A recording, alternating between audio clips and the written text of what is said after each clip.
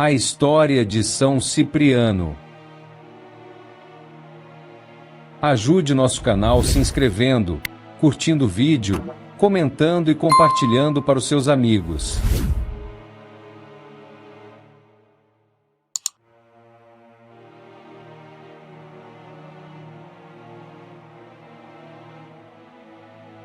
Magias, encantamentos, sortilégios e feitiçarias. Estes são alguns dos nomes que se referem às práticas do ocultismo. Um dos maiores nomes da feitiçaria reconhecido até hoje é São Cipriano, o mago do Livro Negro, que virou santo da Igreja Católica. No entanto, você sabe quem foi São Cipriano? Assista este vídeo até o final e descubra mais este mistério. No livro de Enoque, é relatado que as primeiras práticas de ocultismo dado à humanidade foi através de anjos que se rebelaram contra Deus e suas leis. Conta o livro que cerca de 200 anjos, chamados sentinelas, por vezes chamados de filhos de Deus, desceram do céu se rebelando contra as leis divinas e cada um escolheu para si mulheres, pois estas eram formosas. Os anjos rebeldes ensinaram às mulheres magias, sortilégios, encantamentos e muitas práticas misteriosas e a partir daí, o mundo foi contaminado com conhecimentos que ao homem não era lícito saber. Os conhecimentos ocultos sempre fascinaram ao homem, despertando uma curiosidade natural. Muitos destes saberes se perderam com o tempo e pouco dele ainda persiste até os tempos atuais. Hoje, quando se fala em magia, logo muitos mencionam o livro de capa preta de São Cipriano. Mas quem é São Cipriano? Antes de falarmos de São Cipriano, o feiticeiro, é importante deixar claro que existe o Cipriano de Cartago, um santo da Igreja Católica, que é considerado um papa africano. Muitos o confundem, acreditando ser o mesmo personagem, apesar de Cipriano, o feiticeiro, também ter se tornado um santo da Igreja Católica. Além do abismo histórico, por vezes os dois personagens tornam-se um só na cultura popular e é muito comum encontrarmos fatos e características pessoais atribuídas equivocadamente, pois além dos nomes serem iguais, estes viveram na mesma época, mas em regiões diferentes. A história conta que Cipriano, o mago, era filho de pais pagãos e muito ricos. Nasceu em 250 d.C., na Antioquia, região situada entre a Síria e a Arábia, pertencente ao governo da Fenícia. Desde a infância, Cipriano foi induzido aos estudos da feitiçaria e das ciências ocultas como a alquimia, astrologia, adivinhação e as diversas modalidades do ocultismo. Após muito tempo viajando pelo Egito, Grécia e outros países aperfeiçoando seus conhecimentos, aos 30 anos de idade, Cipriano chega a Babilônia a fim de conhecer a cultura ocultista dos caldeus. Foi nesta época que encontrou a bruxa de Évora, onde teve a oportunidade de intensificar seus estudos e aprimorar a técnica da premonição. Segundo a história, não se sabe o paradeiro da bruxa de Évora. No entanto, muitos dizem que ela teria morrido em idade avançada, mas deixou seus manuscritos para Cipriano, dos quais foram de grande proveito. Tudo que ele aprendia em sua jornada de feitiçarias, tudo era feito anotações, desde as mais simples simpatias até mesmo os rituais mais avançados. Conta a história que em Antioquia vivia uma bela e rica donzela por nome de Justina. Seu pai Edeso e sua mãe Cledônia a educaram nas tradições pagãs.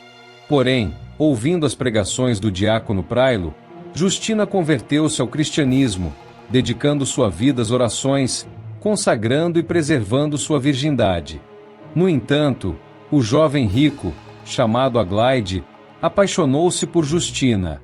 Os pais da donzela, também convertidos à fé cristã, concederam-na por esposa. Porém, Justina não aceitou casar-se, pois ela havia feito um voto de consagrar a Jesus Cristo. Aglaide então recorreu ao mago Cipriano para que o feiticeiro aplicasse seu poder, de modo que a donzela abandonasse a fé cristã e se entregasse ao matrimônio. A história conta que o mago Cipriano investiu toda a tentação demoníaca sobre Justina, enviando demônios do sexo, a fim de tirá-la da comunhão divina. Fez o uso de um pó que despertaria a luxúria, ofereceu sacrifícios e empregou diversas obras malignas. Mas não obteve resultado, pois Justina defendia-se com orações e o sinal da cruz. Inconformado, foi aí que o mago resolveu praticar a arte da invisibilidade e espiar Justina saber o porquê de suas feitiçarias não estavam dando certo. A história conta que o mago visitou os planos espirituais a espiar Justina e foi aí que ele se deparou com seres celestiais nunca antes vistos. Estes seres protegiam veemente Justina. Eram anjos da parte de Deus e estavam ao redor dela rebatendo as diabólicas feitiçarias. O mago Cipriano, não podendo fazer nada com Justina, começou a se questionar sobre suas práticas. E com isto chamou o diabo, a fim de se obter uma resposta sobre o que estava acontecendo. Explicou os fatos e o diabo logo disse que não poderia fazer nada, pois a proteção de Justina era divina. Confuso, o mago começou a se sentir desiludido profundamente perante sua fé nas artes das trevas. E então começou a se voltar contra o demônio e a questionar sobre quem era mais poderoso, o diabo ou o Deus de Justina. A história conta que o mago Cipriano foi até Justina a fim de saber o porquê de suas feitiçarias não estarem dando certo.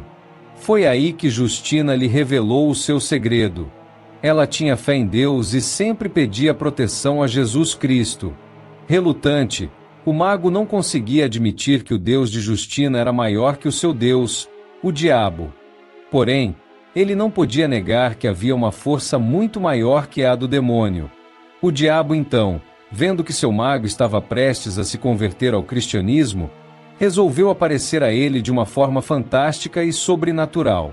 Conta a história que de repente ele lhe aparece de forma espantosa, carregando um caixão de fogo, e logo foi apontando o dedo ao mago Cipriano, dizendo que a hora de sua partida tinha chegado. Ele disse: "Vou te levar ao meu reino, lá a gente continua o nosso projeto."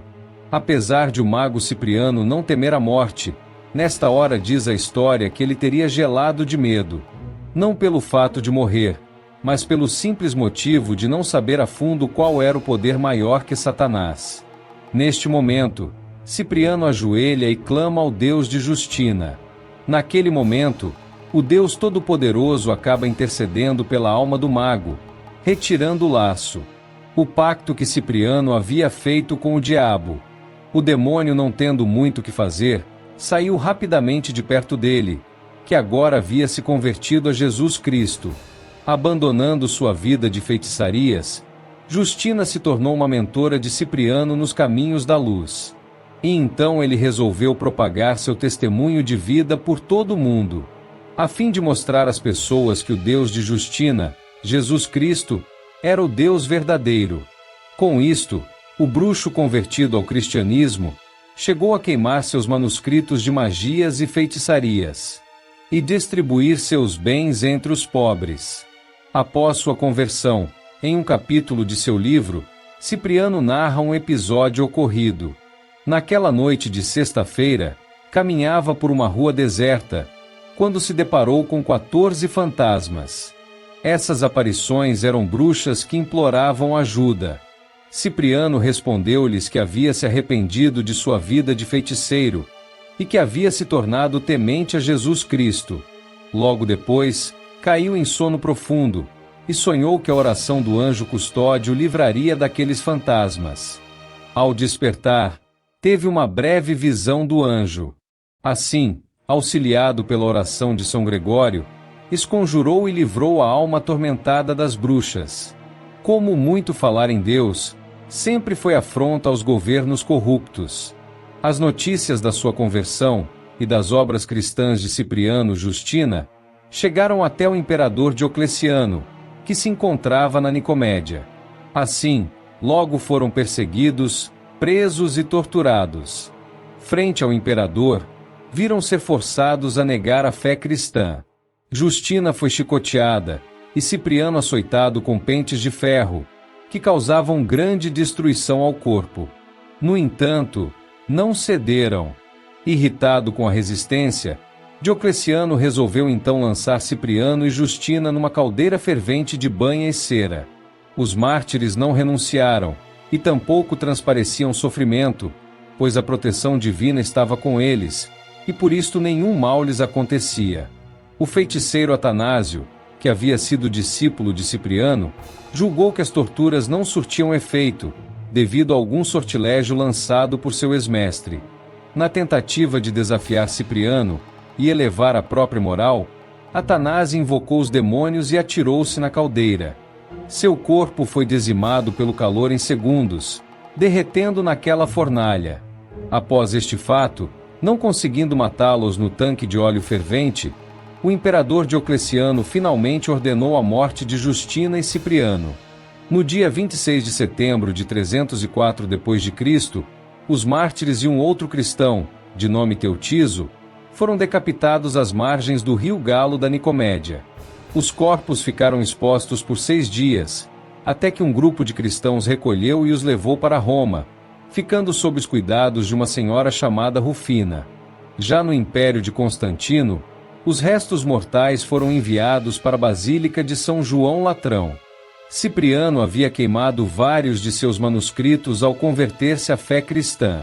Porém, parte destes livros mantiveram-se intactos. Livros estes que hoje chamamos de o livro de capa preta de São Cipriano. O famoso livro foi redigido antes de sua conversão, mas o mistério que envolve a vida do santo interfere também em seu livro.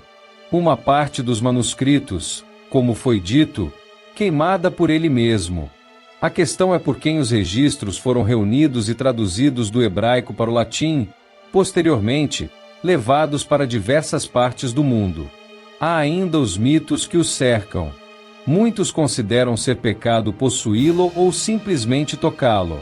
De qualquer forma, o tema São Cipriano e tudo que o cerca é um campo de estudo e pesquisa muito interessante para os ocultistas, religiosos e aventureiros.